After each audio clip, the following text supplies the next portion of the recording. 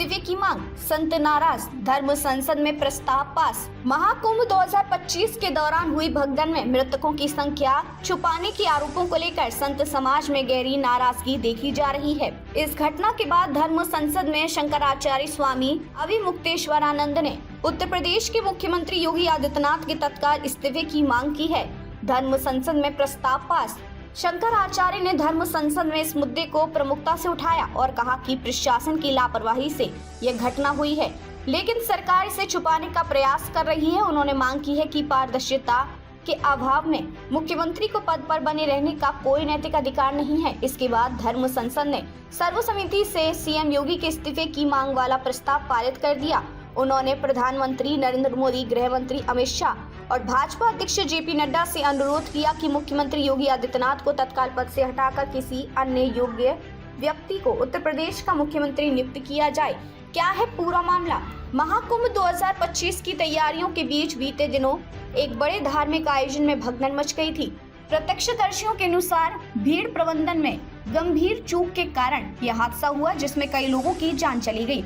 हालांकि प्रशासन द्वारा आधिकारिक तौर पर मृतकों की संख्या को लेकर स्पष्ट जानकारी नहीं दी गई, जिससे संत समाज और श्रद्धालुओं में आक्रोश बढ़ गया। शंकराचार्य का कड़ा आरोप। शंकराचार्य अविमुक्तेश्वरानंद ने सीएम योगी पर हमला बोलते हुए कहा कि धर्मनगरी में धर्म की अनदेखी की जा रही है। उन्होंने सरकार पर धार्मिक आयोजनों के नाम पर राजनीति करने का आरोप लगाया और कहा कि यदि सही आंकड़े सार्वजनिक नहीं किए गए तो संत समाज उग्र आंदोलन करेगा।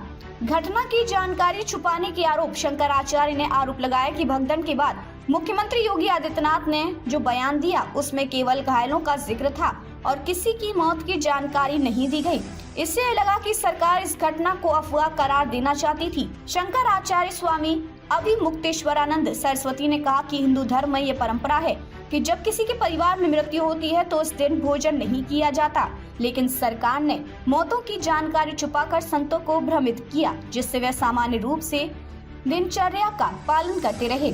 उन्होंने इसे संत समाज, सनातनी धर्म और श्रद्धालुओं के साथ किया गया बड़ा धोखा बताया। सरकार का बचाव, लेकिन विपक्षी हमलावर। प्रदेश सरकार ने भगदड़ की घटना को दुर्भाग्यपूर्ण बताते हुए कहा कि मामले की जांच के आदेश दिए जा चुके हैं और दोषियों के खिलाफ कड़ी कार्रवाई होगी।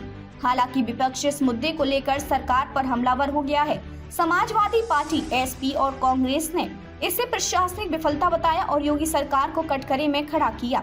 घटना की जांच और प्रशासन की भूमिका।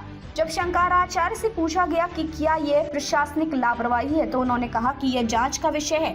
जांच के बाद ही पता चलेगा कि गलती कहां हुई। हालांकि उन्होंने ये जरूर कहा कि इस हादसे के लिए राज्य सरकार और मुख्यमंत्री सीधे तौर पर जिम्मेदार हैं। उन्होंने मीडिया की भूमिका पर भी सवाल उठाए और आरोप लगाया कि कुछ मीडिया संस्थान सरकार की छवि बचाने का प्रयास कर रहे हैं, जबकि सत्य को जनता के सामने लाना चाहिए। महाकुंभ 2025 भाजपा के लिए एक महत्वपूर्ण आयोजन है, जिसे हिंदू संस्कृति और परंपराओं से जोड़कर देखा जाता है। लेकिन इस घटना ने सरकार के लिए कई चुनौतियां खड़ी कर दी हैं। लेकिन संत समाज और धर्म संसद का दबाव बढ़ता है तो सरकार को इस मामले में बड़े फैसले लेने पड़ सकते हैं। महाकुंभ 2025 में हुई भगदड़ की घटना ने सुरक्षा व्यवस्थाओं और सरकार की पारदर्शिता पर गंभीर सवाल खड़े कर दिए हैं। संत समाज इस हादसे से भयभीत है। संत समाज इस हादसे से व्यथित है और मुख्यमंत्री योगी आदित्यनाथ को इसका जिम्मेदार मान रहा है। अब सवाल ये है कि क्या सीएम योगी इस मांग पर कोई प्रतिक्रिया देंगे? क्या सरकार संत समाज को मनाने के लिए कोई ठोस कदम उठाएगी? अब ये देखना महत्वपूर्ण होगा कि सरकार इस मुद्दे पर क्या रुख अपनाती है और क्या सच में मुख्यमंत्री योगी आदित्यनाथ इस घटना की नैतिक जिम्मेदारी लेते हुए कोई बड़ा फैसला करेंगे। आने वाले दिनों में धर्म संसद और संत समाज की आगे की रणनीति पर सबकी नजरें टिकी रहेंगी।